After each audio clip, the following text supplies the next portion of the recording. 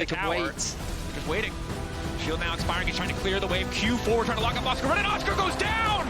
It's so clever, another! Oh! Why did they do it? I said it last split! Look, I got them. Yeah, I can go here. Look, I stand. No flash, say you no flash, guys. Wait. I can take the Civic soon. Everyone is on you, Morde. Everyone is on you. I'm gonna look. Okay, Scanner is dead. Go. Help carries. It's not bad, you know. Nice!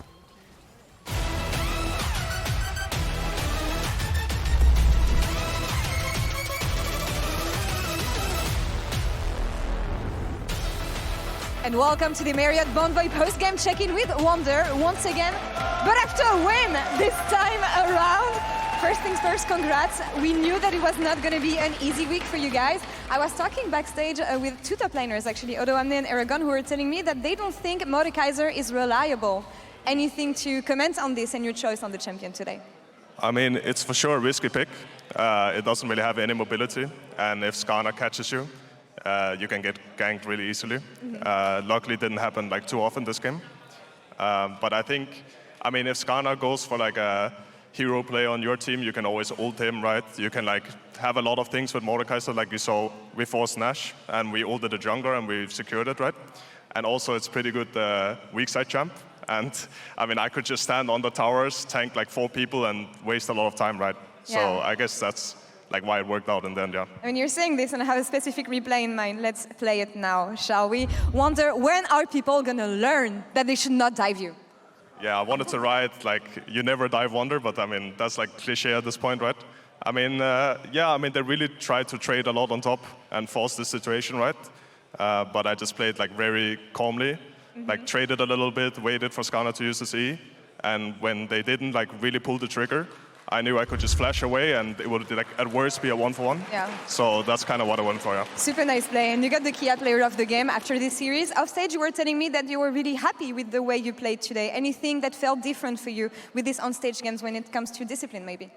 Well, I mean, today we kind of got like every objective. I think my calls were good, and yeah, I mean, I played a champion that even if they put a lot of people on my lane, I could kind of, I mean, I could tell my team I will stall them a lot. We can get things on the other side. Like we traded a lot, and yeah, I mean, I think we just played really good this game for a difference, for a change, right? Because we kind of suck at the moment, but this game it worked out, so I'm happy about that. I mean, you're showing up when it matters. One down, the other one tomorrow, hopefully. Any positives that you displayed during this game as a team that you should carry on against G2? Well, we didn't get like stomped in lane. Like I think we all managed to do pretty well. I don't know if the goal difference was like too big or anything. I think against teams like Fnatic and G2, it's well really good if you can be stable out of laning phase and like start actually playing the game. So I'm happy we could do it against Fnatic. I think they're like very strong early game team, and hopefully this will carry on over to G2 and we can display similar performances, and we'll see tomorrow. Fingers crossed. Wishing you the best of luck. Thank you again for a second interview. And Sjokz, over to you for game 2. Thank you so much. When it comes to Team Heretics, before this, you two said, no chance in hell. I'm paraphrasing, but you said no chance in hell that they're going to make it. They look like a different team. They actually have a lot of chances now to lock up playoffs. Well, they did implement what we said, It's true. Especially Eragon. Eragon was the Sejuani salesman, and GIANTX implemented it, but it was a complete change in their playstyle this game. It was nice to see. It was. Speaking of salesmen, we've got Rogue versus GX up next. This is one of the most important matches we're going to have all weekend when it comes to the standings, just because of how close they are together and how important a win will be for either of those, I want to say, dwindling teams once again this split. And I want you to sell it to me, because I know that a lot of people don't get that excited about the prospects of watching them face on the Rift. Eragon, Rogue, sell it. 9th place in winter, 9th place in spring, and I just want to see them kill that trend, and now this is their chance. They have a good strength of schedule. I believe they play against GIANTX and another team that's not exactly high in the brackets. So yeah, I think Finn, take a look at this play. I am so mad at the community, okay? I'm calling out the entire community, co-streams and everyone. Finn did not in here. He got a late center roll, right, in this 1v1, which would have bought him time to get cooldowns on that empowered Q, which then healed him and maybe turned around the 1v1 as well. So your whole defense is based on that this wasn't actually him getting outplayed, and that's going to save Rogue? Look, it would have been very close. That's all I'll say. Okay. And he's getting way too much hate. I think Finn has been relatively consistent. So if you don't hate on the players, they will make playoffs. That's what you're saying. Yes. Okay. Odo, talk to me about GIANTX. Yeah, GIANTX outside of the, or like inside the bottom bubble, I feel like they're the most consistent. Their drafts make the most sense out of all of the bottom teams, and their structure is just overall good. I think Antonio's been adapting very, very well to what the team needs from them, sacrificing himself to get the carries ahead. Jackie's is performing on these, wacky AD mid lane champions and whatnot. So I just, I also was there. We won all the time with them. We made playoffs, but now we're. Now after this change, it's bad to not make it again. Yeah, we see all the drafts here. You talked about Jackie's. Do you think he's really the key to any success that GX has? Well, it's just they're empowering him a lot because they're going for this specific style of drafting where they have 3 tanks. Antonio's playing Rumble when it's open, so now I'm still curious if they're gonna opt for it. Right now, it looks like it's working. Well, with 2 wins, they give us good vibes, but I'm really curious today if they're gonna improve on that or they're gonna stay on this same draft style. What about last week though? His performance, he wasn't exactly doing too high. I remember Solic from Vedius, right? So, but how's Larssen doing? Because that's the mid lane match. I think Larssen's been relatively consistent. I've been really impressed with him on champions like Azir. I think he absolutely dunked on Zwyro last week, and I mean, Zwyro kind of. Okay, look. That's okay. Every outplay involves a mistake. Exactly. I didn't say anything. Hey, there is good news for GX though. Apparently, even if they lose both of their games, there are a number of scenarios, 8, in which they would still lock playoffs without a tiebreaker. So. Out of how many? 8 sounds like a big number, but it's not really. Yeah, we'll tell you later. First, let's watch this game. Let's head over to DD and Vedius. Thank you very much, Desk. We are glad to be here, watching a draft where a lot of junglers are already being targeted. That they are. Juhan getting a lot of respect here. Inversely, Finn getting a decent amount of respect. Of course, Skarner and Rumble, pretty standard topside bans, especially when you do not want the enemy team, the blue side first. Something like it's Twisted Fate, or it's... Are they banning Tristana? Or it's Corki, the general meta stuff. Given that it's GIANTX, I expect them to ban Ashe, maybe, or Twisted Fate. Azir. Neither of those. Larsen's Azir, so that makes sense. The Emperor of Shurima. Yep. An instant Ivern lock-in for Markoon. So that's looking like a Tristana. How's GIANTX going to respond? Will they go for Mao Trist themselves and go, haha, no Tristana they can take Trist, but the downside will be there's still 80 mid laners up and available that synergize incredibly well with the Ivern. Jinx priority. All right, going late is the name of the game. That is Patrik's first Jinx game of the split. So to see it like insta-lock, and it's not like he's denying it from comp either, right? So I will be honest, I'm surprised to see this shift from GIANTX. We'll see how things pan out for them. As you imagine the Tristana's going to come. Yeah. And now the question is, do Rogue pair up with an AD carry of their own? Ashe is still available. We've seen 2 games of that from comp already this split. Larssen is hardcore chilling right now. Of course, these drafts are pre-recorded, just to remind everyone. He's getting in the zone. But it looks like they're going to go for the support. Okay, so Leona going to be locked in. We've been seeing this happen more commonly. Now, do GIANTX go for Alistar? Or do they think that Rel is fine? Or instead, do they want to go for Braum? I would not mind a Braum, I if also I'm being honest. would not mind a Braum. Alistar would be... It's fine. It makes sense. My only issue with... No. Well, do I no, like I don't like this. into I actually Trist? don't like this at all. The only nice thing is you could punt Daisy out of a fight, but like... Yeah. Yeah. I think I would have preferred Braum more, but maybe they want... Maybe if they're arguing that Maokai, they don't want to bring a tank top, maybe the... But it's the Antonio, what am I saying? They really want to lose lane level 1. But it is IgNar, and IgNar, of course, notorious playmaker. I mean, admittedly, though, into Leona, like, Leona can't really do a lot in the lane against Alistar, especially once you get level 2. Level 1, if they pick something like Ezreal on Rogue, or Ashe, Alistar's really sad. True. But we'll see. Zig's going to be banned away by GIANTX. They want to make sure that if Rogue is thinking about any extra AP options, that's going to be denied. Corki makes a lot of sense on the side of Rogue. Now, do GIANTX want to ban away... Oh, Cassante. Honestly, I'm genuinely surprised. I was about to list off all these 80 carries that they could ban away, and they've said, nope, Cassante's a problem. And Ornn. Okay, this... I don't think I could have ever predicted this draft. Nope. This is what is happening, folks. This is 2-5 between 2 teams who desperately want that 3rd win. Somebody has to win, and the name of the game right now is scaling front to back. There will be no curveballs. The curveballs are that they're so committed to scaling front to back. Yep. So the Ziggs, of course, denies that AP option, as you mentioned earlier. Going to get a bit of magic damage coming here from the side of GIANTX. Gragas top, okay. Could GIANTX also be a flex, but yeah, expected to go top. I mean, yeah, it's one of those things where they want, I guess, a little more AP damage. Maybe they're thinking about a Varus mid. Also gives you, I mean, you now have 2 buttons between the Maokai and the Gragas. Actually, thinking about it, why fighting. didn't they just pick their mid laner? Why didn't they just pick Varus? If they lock in Varus last, I'm going to be confused. No, but they were afraid about Rogue potentially taking the Gragas as one of the last few remaining AP you top could be side right. options. You could be right. So instead, we were probably going to not get a Kai'Sa. You know what? There's just going to be no magic damage. I mean, Renekton this makes game. fine. Renekton's fine. I understand Renekton. I think Kai'Sa's a solid AP option in the bot Also, lane. again, Ivern, as long as you have 1 or 2 champions that can go in off of your queue, that can like be aggressive, that's already enough to make this champion powerful. When you have an 80 carry on top of that who benefits from so much shielding, Ivern can feel incredibly oppressive if this game goes late. Ezreal. We did talk about the Ezreal earlier. Kind of makes sense in the context of the comp, but you're right, it's a lot of AD damage. And the problem is, of all the comps that go, like, you can just easily build a lot of armor if you're GIANTX, right? Yeah. I mean, the struggle is if you start to fall behind at all, it doesn't really matter. I will say, though, I thought that he was kidding, but Juhan wrote in the pre-game thing, full AP Maokai incoming, and then here he goes. Well, the good news is I think he can just build tank, because that's a Kai'Sa that's finally been locked in. Oh, true, and that's going to be a Kai'Sa mid, right? Into Tristana. I think it's fine, right? I mean, you probably lose push early. I mean, if you you're ever definitely lose push isolated, early. You're surely definitely you can right. do a lot of work. But I feel like there are a few champions these days that match Tristana's push early. Yeah, it's kind of her thing. Corki's like the only one. I'm waiting for the day where they just say, you now only get the E passive thing. When you're next to an ally. Or something. Yeah, they're just like, please get her out of mid lane. Yeah.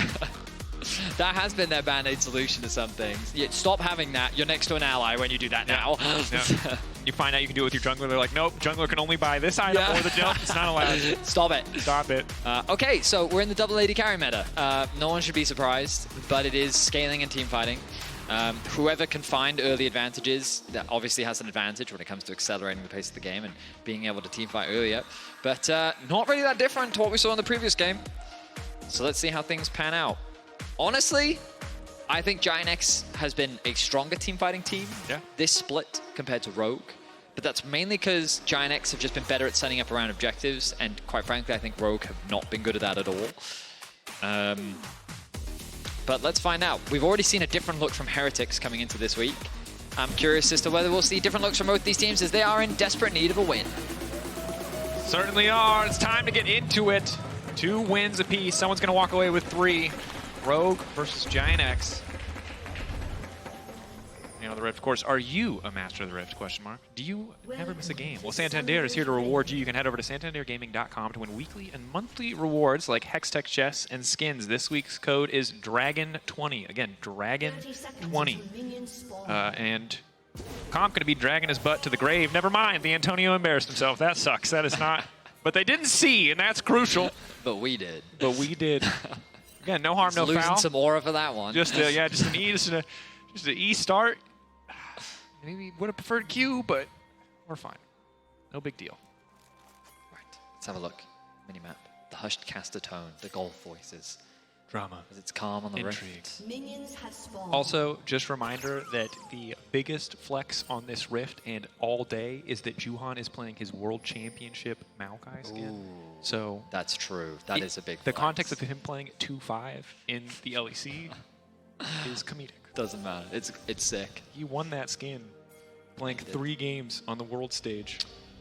Was it 6? No, I think he played 3. He played a Lee Sin game and 2 Maokai games. Oh. He Fair did enough. not win the Lee Sin game, from what I remember. But, bringing the alpacas to EU. heck yeah. Now, early laning phase, I wish I could tell you guys some really interesting lane dynamics. However, every time Drakos and Vedius cast a game, there's an Alistar in it. Yep. So, I feel like we say the same thing every single time, and I wish that it changed, but it didn't. Alistar is going to struggle at level 1. Yeah, so if you're at home playing Alistar at level 1, just remember that as bad as your lane is, at least you're not in pro play where they will literally not hit creeps to walk up and make sure that you can't play the game for the first couple of minutes. Pretty much. Jackie's unsurprisingly losing push early on. Obviously, a Cathy Rain, the Kai'Sa Q, does help mitigate a bit, but Larssen also, with press the attack, he is set up to be aggressive in this lane. Jackie's very much just trying to survive. And you mentioned it earlier in draft, but I'll just say it again, right? Two very similar team compositions, lots of scaling, lots of potential front-to-back angles, but that means that if nobody gets some sort of crazy advantage early on, it's going to be a bit of a slow one. Pretty much. Of course, both teams have had quite different stories this split, even if they are of the same scoreline. I think Rogue holds on to that moniker of being not a very proactive team. They remain slow. Their wins have kind of come very awkwardly. However, GIANTX, it feels like that there were a lot of games that they should have won. They were in very winning positions where they then couldn't quite close it out. And I think that people have kind of been surprisingly impressed with what they've been able to demonstrate. But we keep hearing that P word come out around GIANTX. And we've talked about it on the Euphoria podcast a couple times. We're talking about it on the Analyst desk too. The reality is you can talk about potential all you want. If they can't deliver on the day, it doesn't really mean anything.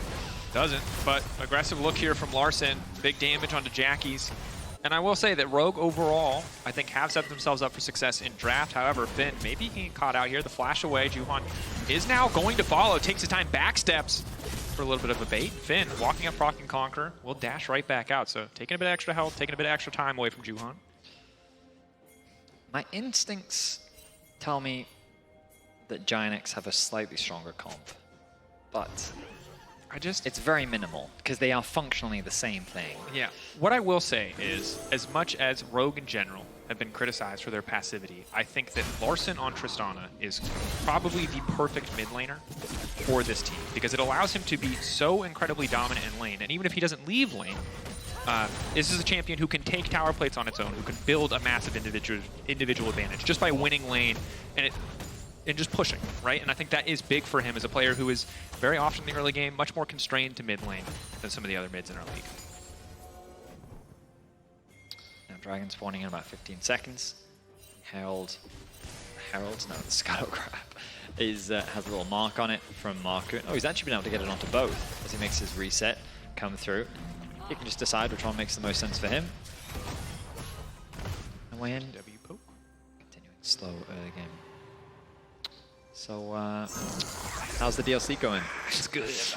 I just beat it and then started New Game Plus and then got all the way back to the DLC. So really? I'm having a good You're time. already back at the DLC? Very fun. I highly recommend the Kung Fu. It doesn't fit to the game at all, but the animations are sick as hell. So, I rebuilt last night.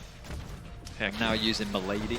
Oh, with I learned about Ashes of War. No, I'm using the Ash of War with the Frost. Oh, yeah.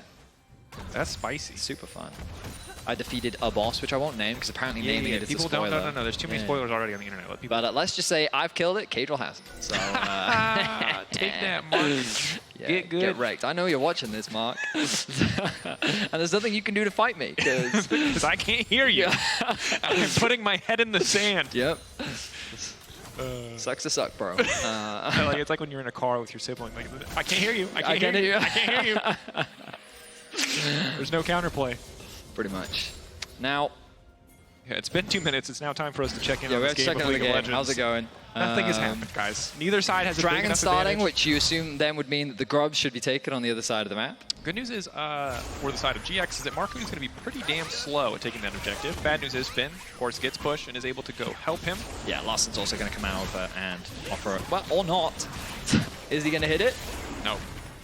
That's a man. Oh, walk back. No. He left the honey fruit. He's like, all right, I guess you guys can have one. He didn't even throw like, he could have Not like a single auto. He could have like maybe autoed once while he was, you know, weaving in and out of the honey fruit. That's for the peasants. You get up there and hit the grubs. That's your job, topside. You get the grubs. I will be focusing on my He mid is lane. the bourgeoisie. He's sitting there eating his honey fruit, watching the team do the work. I mean, he could have dropped a couple autos. Like, I'm not going to be too critical here. I don't think it matters. It doesn't matter. You could have, like, just as a show of goodwill, dropped 1 or 2. They don't do a lot of damage yet, but it does help. So yeah, scaling battle. Again, double Cole mid lane. Ezreal always obviously going to go for a tier, so not too much to say there yet. Really good news for the side of GX is that they weathered the first few levels against the Rogue bot lane and are now really starting to build themselves a lead in isolation. As Finn goes all in here, has used the dominance. The Antonio, where's he going to go? Probably forced to flash. Finn, happy to just have that in the 1v1. Finn, of course, losing the flash on the earlier gank, but now has a couple minutes where he can try to punish that. Good use of the ulti. I mean, so he was never going to be able to over-E the wall in that position. He probably realized that, you know what, there's not much I can do here. Gonna have to flash, otherwise in the extended fight, I'm definitely gonna die. Meanwhile, in mid lane, Larssen has built up a pretty healthy CS lead, along with securing the early plate, means that he does hold on to the gold lead for now. Antonio just going to keep farming, but basically you can see in the context of Rogue, they have advantages in top and mid. Bot lane should have had early advantages because of the whole Alistar thing, but it's pretty much equalized out now, so it's pretty much dead even. So nothing really significant happening across the map. I don't think this is a dive. Maybe I'm wrong. Wait, maybe with Daisy they can. Antonio does not have a lot of mana, will be forced to ult, and is now retreating the flat forward. The Q is going to connect. Finn just gets to ride right in. Knockup comes in from Daisy, instant follow-up stun from Finn, and first blood from Rogue hits him with the FLICKR emote. And it's a nice setup overall, because you got to remember that Finn burnt the flash earlier in that 1v1, called his jungler up on the stacked wave. The Antonio had nothing that he could do. I liked the ultimate that he used, created a lot of space, but Markoon committed the flash, connected the root, and it made it easy for Finn to secure that kill. First blood for Rogue, 2 plates secured in top lane, a 1k gold lead now. Rogue feeling pretty comfortable finding that advantage top lane. A very positive sign for Rogue. Again, very often when flashes have been down, they haven't been the quickest team to capitalize, often hesitant to further press their advantages, but they use Markoon's flash, they make sure that Finn's earlier play really lands well, and now Finn has his flash. The Antonio still flashless, falling behind in this matchup. Rogue can keep pressing on this top side if they want to. Certainly can. I mean, ultimately they can, well, you know what, I'm not even going to talk about the potential options, because right now, like, this feels like a very chill game for both teams. I don't feel like I've ever been so aware of the Summoner's Rift music. I know, life. Right? You know, when the game is just that slow that you can just suddenly hear the music. 1 kill at 10 minutes, not you know, not bad pace, but it's walking pace. I wonder if we'll ever get to cast Swarm. I feel like that's never a slow game. I watched you play that like vampire version of it, like a similar game. That seemed. I think you also played a version with potatoes. Yeah, I did. I played every version of that particular game, basically. I feel like you're going to enjoy this one. I have already, even on 150 ping. It's on the PBE, by the way, if you want to get it. You don't need to do anything. You just download a PBE account. But I will warn you that on 150 ping, half of the characters are completely and totally unplayable. You just die. You're like, that didn't hit me. And then you're like, ah, yes, 150 ping. I suppose that it did. Fair. Nice. Well, IgNar is hovering around mid, looking for a gank, but Markoon's there to cover. I say cover, he just wants his camps. I'm going to be really honest. I wonder when... I mean, objectives are the next big point. 30 seconds till Grubs, a minute till Drake. So Rogue could leverage their mid push and their topside pressure just to grab the next spawn. Juhan's here, and you're now seeing the swap come out from GX. Classic GX move. They really like to do this for second Grub spawn, but especially well-timed because, frankly, if it was bot lane didn't swap, they'd really have no chance to contest here. We see them gathering. The reset just come out from Jackie's. I imagine yet the TP back into mid. Double pickaxe. Solid spike to be sitting on. And here we go. Will we get a brawl over the Grubs? Juhan, IgNar off to the side. The Antonio on the way in. Again, if Rogue get one, they're kind of happy. So GX really need to force a fight here because 2 Grubs is not worth it. Knockback is good. Initial play starting off. Patrik on touch on the backside looking for the setup. Finn just immediately goes in. Cleanse coming out. But Finn's still so damn strong. All of GX immediately going to turn to try and protect their carry. I mean, got back. It's still only a single kill though. The Grubs are still alive. Markoon is still up and Zoelys is already making his way back Rogue out. Got 4. I mean, yeah, Rogue though, they'll be fine with that. They're going to back away. I'm kind of surprised only a single member died. I think the Antonio goes in again onto Patrik. He got the cleanse earlier. He's hoping to get the flash this time around. Larssen ready to go over the wall. Larssen bringing his flash. Who doesn't want to follow. Bit too aggressive there, I think, from Larssen. I don't think he needed to commit his flash, but I guess he'll still get a plate in mid lane. 1 for 1 though in terms of kills. Gold kind of returns to dead even state as Rogue holds on to a very slight lead. But as you rightly said, kind of things all positive for Rogue overall. They got the 4 Grub buff. They only lost a single member.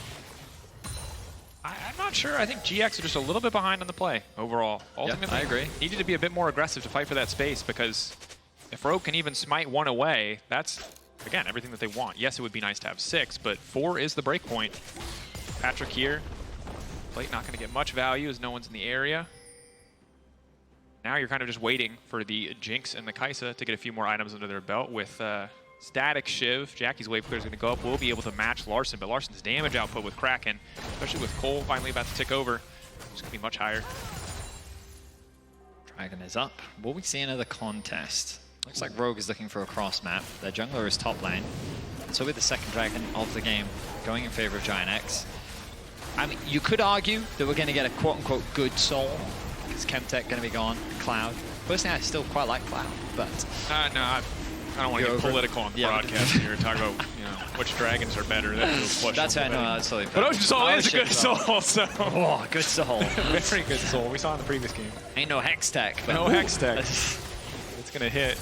Okay. I think that's my favorite response to the Dragon conversation ever. I don't want to get political. Look, man, it's a controversial issue, man. I'm not trying to tell you. Yeah. The next caster elections, I look forward to the debate. Don't turn it into actual. Okay, we get in trouble. Anyway, GX quietly falling very far behind in terms of overall gold. The good news is their carries aren't doing too poorly. The bad news is Finn has a 2,000 individual gold lead, so I can't say who in this game is going to be super excited about that other than Finn. But I know on the analyst desk, Eragon vindicated. You're completely right. He called out the entire community. Was this the time to do it? I'm not sure, but he did. Yeah, he says and now that Finn is Finn did nothing wrong. He's doing a lot of things right this game. Yeah, he is. Part of me's like expecting like a pip to just come up with Eragon at the telestrator being like, let me break down everything that this Renekton did right this game. Well, we might have time, it turns out. Eragon, quick, to the telestrator. Tell us what Finn did good. Yeah. We need content. We'll keep you updated as to the reason of the pause. Well, confirming. It would appear to be Markoon that has paused, but we'll let you know when we have updates. Have a break. Have a Kit Kat. Little. Oh, we're getting back in the game. Little yeesh. That was a quick pause.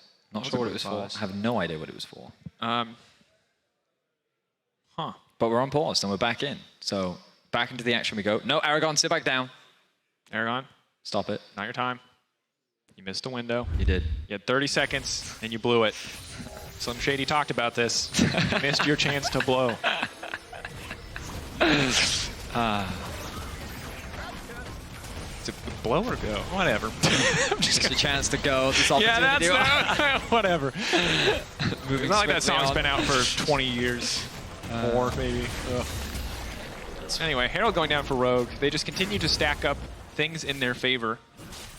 And really, they're in a position where, because Juhan is going full AP, and because the Antonio is so far behind, them being full AD does not matter. Really at all, because no one can afford to build armor right now on the side of GX. Yeah, it's the, I mean, I will say that, like, when you listen to many pundits in the scene talk about it, it's one of those things where it's like, well, you got a full AD comp, and I built, they're not ninja tabbies, they still play caps, but I'm an old school guy. Yeah.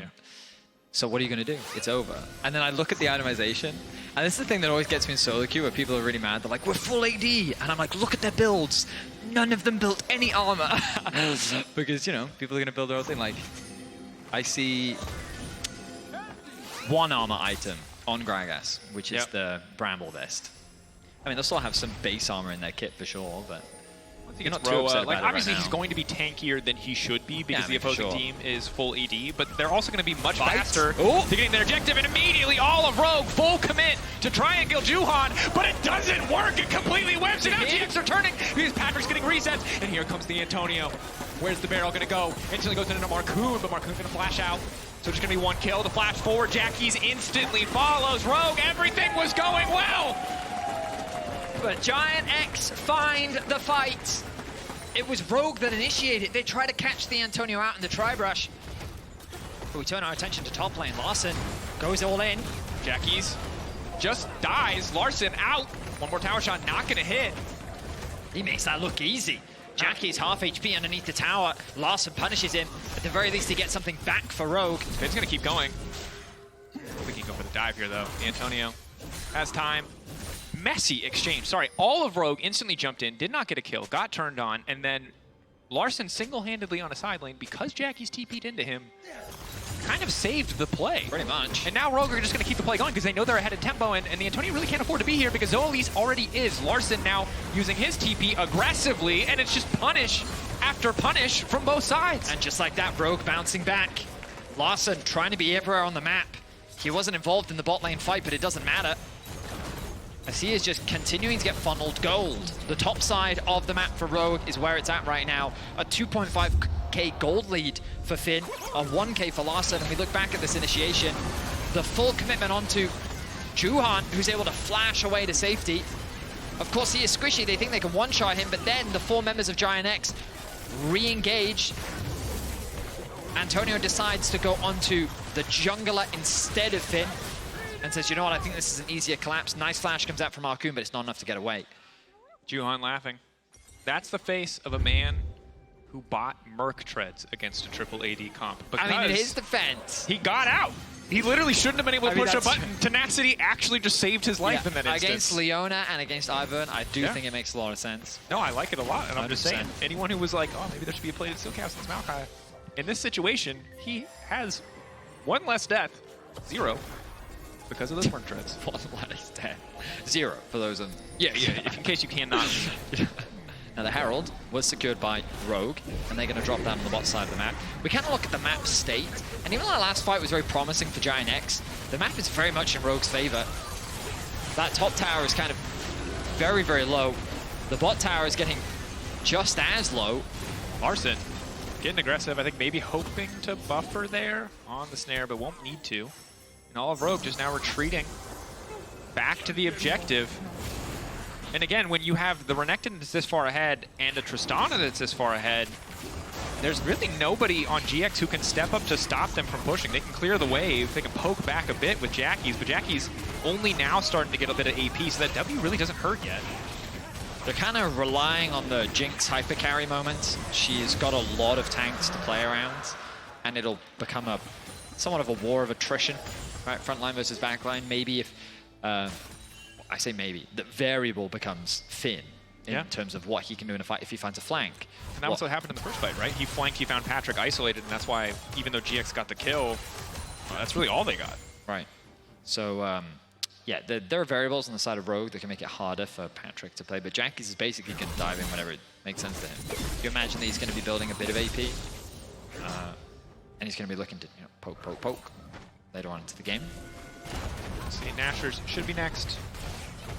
We'll see what the option is here. Obviously, usually Death Cap to follow in terms of the AP build. Sometimes Zonya's too, if they're feeling. I mean, that's one of the most obnoxious things about a champion like Kai'Sa, right? Is she can itemize Zonya's, which is the best, probably defensive item in the game, I would go so far as to say, because GA by comparison is kind of trash. Because you're dead and 5 seconds later you're alive with half HP is not nearly as good as I push 1 button and block all of your damage for 2.5 seconds. You know, I've been thinking about, weirdly, why I've been thinking about this. I feel like GA is more valuable the more people that have it. Because it's one of those things where, like, if I'm going into a team fight and I see that, like, only the enemy AD carry has GA, okay, fine. But if they die, like, it's kind of whatever. But if 3 people have GA, I feel like that just changes the dynamic of the fight a lot more. It's so much easier to coordinate around Zonya's. I think that's well, why I mean, Zonya's obviously. Because you're like, I push Zonya's, guys, save me now. Whereas before you're like, I'm waiting for them to kill me, and then when they do, there's a longer period of time, and then eventually I'll be up, and like, if you guys can just win the fight without me. But, you know, that's kind of my thoughts on GA. I just think the more you have, the more value it gains. Sure. Stacking angels up. Pretty much. All right, GX behind on the setup here. Rogue, pretty good composition for taking objectives. I think both sides with double 80 carries can be pretty quick to take the Baron. Probably a little bit faster for the side of GX, given that Jackie's is playing Kai'Sa. Both sides can pose a threat, and that Ivern shielding, we're not likely to take a lot of damage. Again, Rogue, don't I think, feel like they're under any kind of pressure. Happy to just keep slowly pushing this advantage forward as Finn just completely ignoring his lane opposition to walk up, proc demolish on that tower. That is a fed Renekton. He is very, very strong. Black Cleaver Eclipse. And yeah, he's a full level over the Antonio right now. They're kind of, well, the reason why there's posturing from Rogue towards the bot side of the map is because they want to escort Finn to safety, along with a bit of a fight over the Scuttle Crab, which will go over to Juhan. Meanwhile, on the top side, Larssen is just being left to his own devices. He knows that he's very safe to continue to wave clear. He's not really in any danger. The rocket. Oh, trying to interrupt the back there from Patrik. Doesn't quite connect. But also, Patrick scaling up quite nicely. 2 items that finish for him. You can imagine the Infinity Edge is likely the next buy. Finn just waiting the rush here. Doesn't have good information on the enemy team, so doesn't want to overcommit and go for the play. Instead, just going to one-shot the wave, reset bot wave. Can now turn his attention elsewhere if he so chooses. Larssen just continuing to power farm. You can see on the minimap he's farming up Romp, Comp, and he uses ultimate to push mid-wave, try to match the pressure that Patrik is putting down. We're at a point where Baron is up in about 1 minute 30 seconds. 2 objectives will be on the table. We'll see if they agree to the same one or if there's a bit of a split here. Either side at soul point, so Ocean shouldn't be that impactful. As a reminder to viewers at home, both these teams find themselves at 2 wins, 5 losses, as you can see at the top of your screen. And both these teams want to qualify for playoffs. So one of them will go to 3 wins, which will dramatically increases the chances of you making playoffs. And whoever loses, I mean, then the maximum position you could even get at to 3. You can understand how that would make things not easy for your road moving forward. And of course, the standings, this game, incredibly impactful for both these teams because they're playing against direct competition. But also for MDK, watching, right, who will play later in the day, only a 1 win. Even if they win both their games, they can only get to a maximum of 3. So every time a team like Team Heretics makes an upset, where you have these unexpected results, it gets worse and worse for them.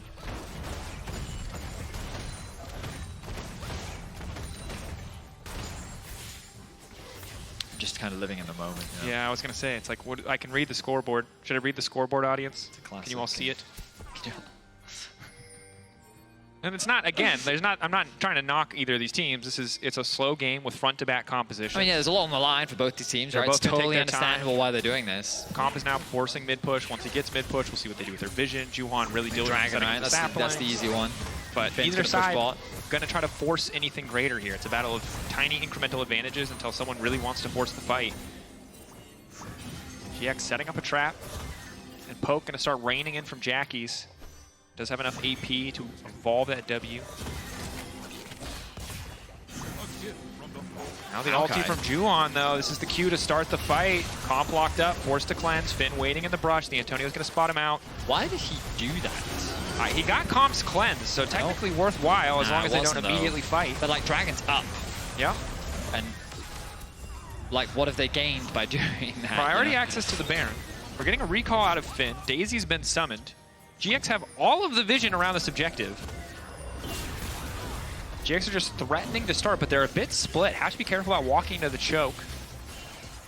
I mean, everything about what I'm watching right now feels very awkward. It is very awkward. This is like first date in high school. Wait, like neither side wants to commit. Larssen stepping up for the poke. The Antonio going in and just getting one shot. Now the reset's coming in for Patrik. Rogue immediately retreat. And that's the kind of confidence you need in these situations. Okay, that's what we needed to see. Someone having the agency to make a play. The Antonio, a difficult play to make, but he finds the angle. He gets that pick onto Comp. Now the Baron is half HP. Confidence in the moment.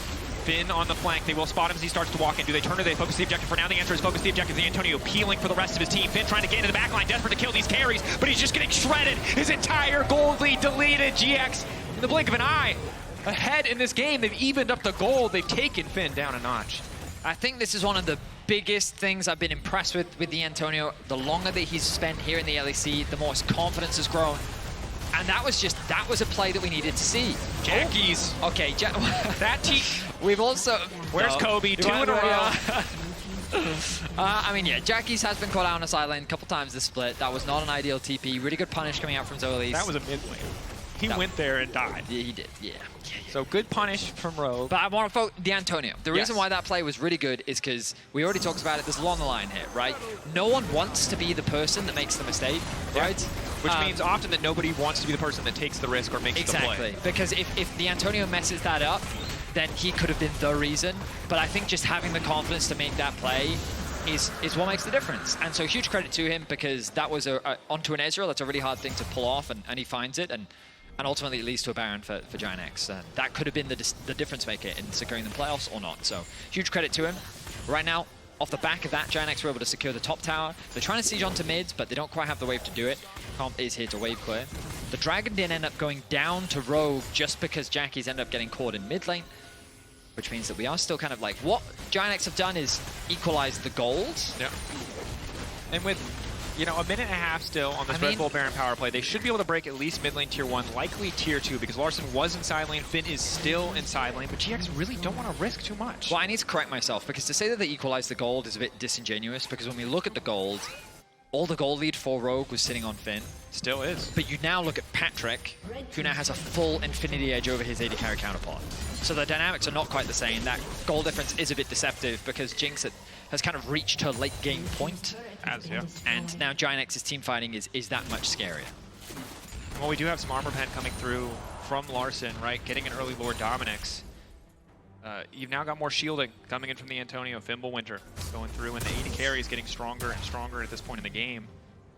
Rogue are going to have a lot harder time in these fights. At the end of the day, a Renekton with a massive lead early game feels fantastic. A Renekton with a massive lead late game, it's just really hard to get value out of. It's not that it's bad, but we saw in the previous fight, Finn wants to flank, but he's no longer in the position where he's this unkillable monster.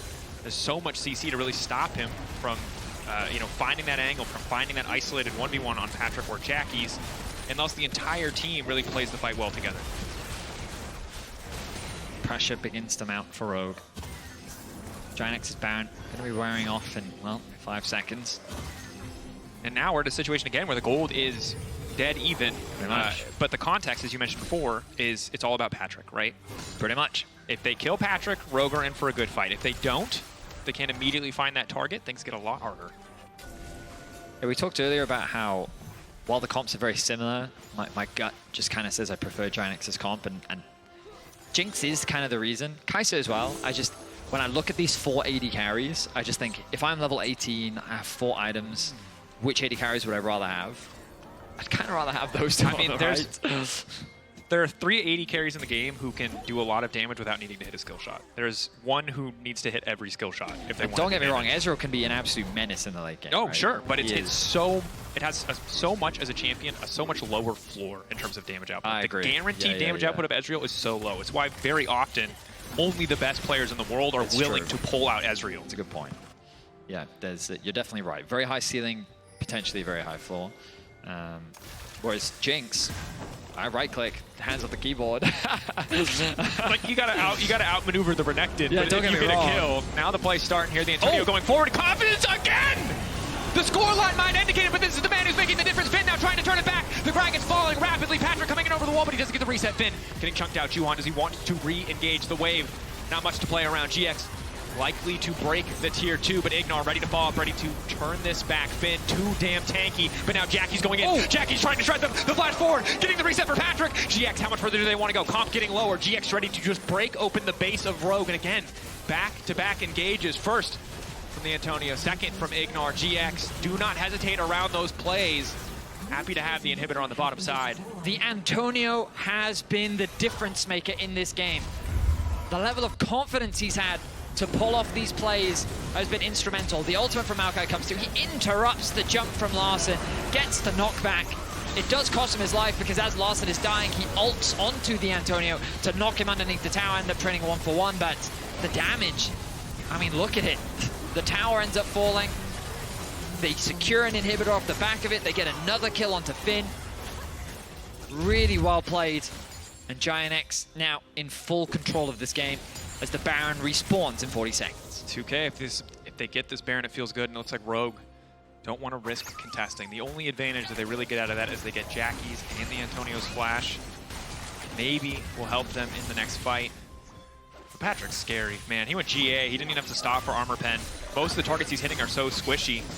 Doesn't need to worry about having that Lord Doms. That's doesn't true. have the Giant Slayer passive anymore, right? It's just about as much armor penetration as you can get. And similarly, 4.5 items. We now have a Seeker's Arm Guard for Jackie's luxury items coming through from the side of GX. And the Antonio finally able to buy a bit more armor in the form of the Frozen Heart. GX are just getting more and more favored as this game progresses. 100%. I think that GIANTX are in a great position. I keep my eyes on Larssen, disconnected with the team right now. This Baron is up for grabs for GIANTX. No vision. Observers showing what they can't see. Again, Daisy can wander in, yeah, but exactly. They have to keep the Antonio on the side to catch some of these waves, but you gotta remember, super minions pouring into the bot wave means that at the very least, that's not a serious point of pressure. The Dragon is up, and I mean, right now, GIANTX care more about the Baron than they do the Dragon. definitely do. Daisy slowly getting chunked out, timer expiring. IgNar now looking for the play himself. Poke starting to rein in. It's really not hard for Rogue to do anything in a full front to back. Again, the Renekton, their strongest point, he wants to be flanking, but because they're so behind in terms of wave control here around mid lane, around control around the Baron, Finn has to play with his team. He cannot afford to flank. Yeah, I think both comps struggle to just, in this position, front to back, just find an initiation, right? It's very difficult because it's so easy for the carries to just play on the back line, so you're constantly looking for flanks. Everyone is. There's the Leona ult, doesn't connect onto anything. That's one tool that Rogue had. Now GIANTX are going to start off the Baron. This could be a great opportunity for Rogue, but the Maokai ultimate could be really valuable at zoning them away. The Antonio has the angle as well. Ulti now coming out. Daisy locked out of the pit. Baron going to fall. It doesn't look like anybody else is going to be able to get in. GX get the objective. They get solo. That Ezreal ult. Big damage. Zoelys now trying to follow up. So many members grouped onto the Antonio, but again, the tankiest member of the team. Probably not your priority target. Blast Cone takes him out. GX just managed to retreat. They get the Baron, they get what they came for, and Rogue get nothing back. They play that with great patience. The Antonio, he doesn't have his flash available, but he's still able to get out. His durability with this build really paying dividends. All of that armor now really working in his favor. Yeah, and early points in the game, this was, again, he had fallen so far behind individually. Finn still massively far ahead, but in terms of value to his team, he's outmatching Finn at this point in the game. 100%. He's currently sitting on 218 armor. Of course, he still has the W as well. And while the Dragon will be lost... Oh, hang on, what am I saying? GIANTX, secure the Dragon as well. My apologies. But GIANTX, like, the disappointing thing for Rogue is it feels like that they are just kind of slowly dying, you know?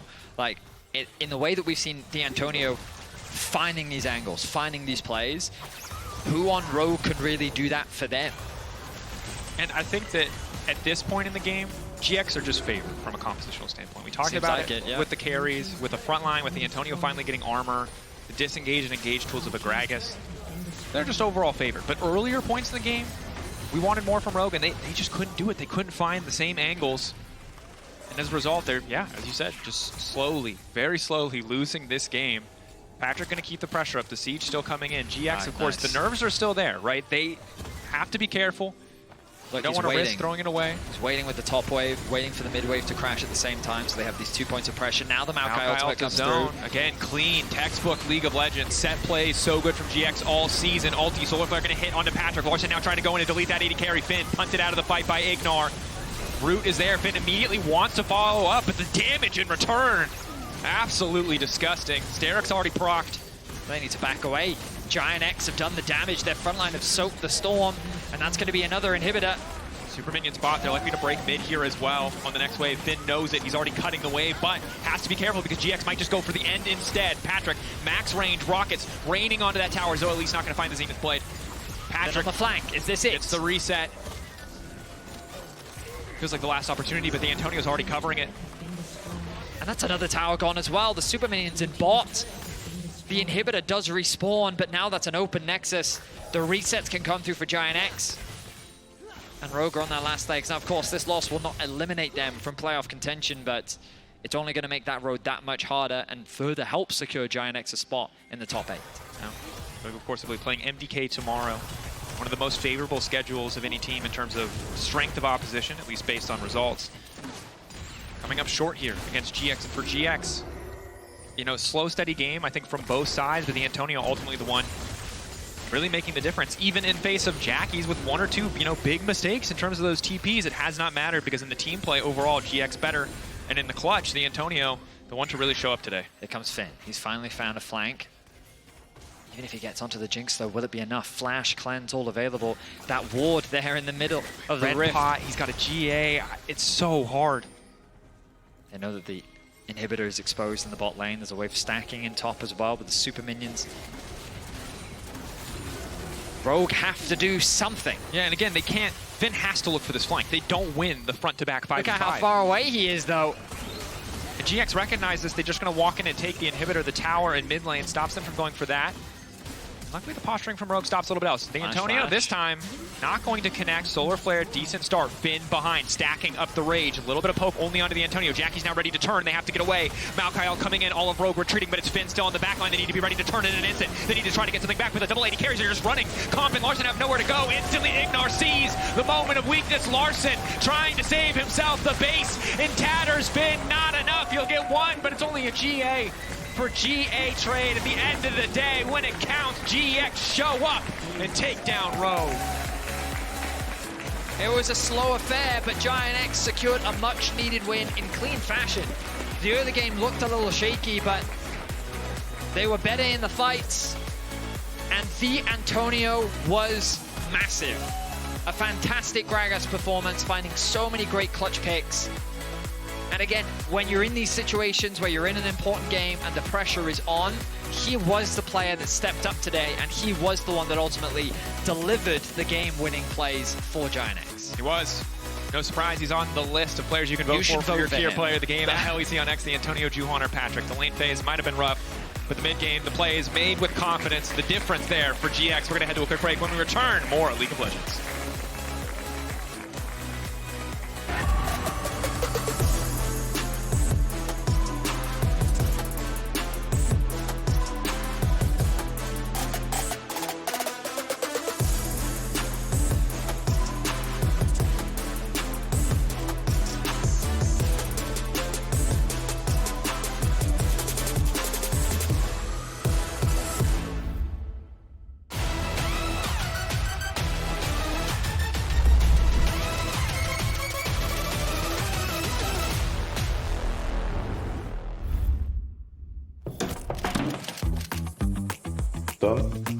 Done. There we go. Right? Break.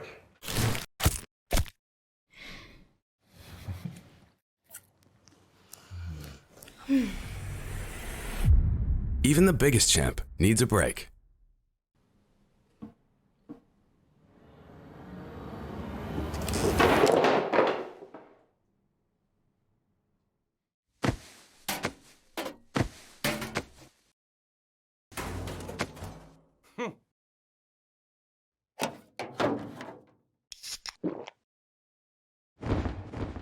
Red Bull gives you wings.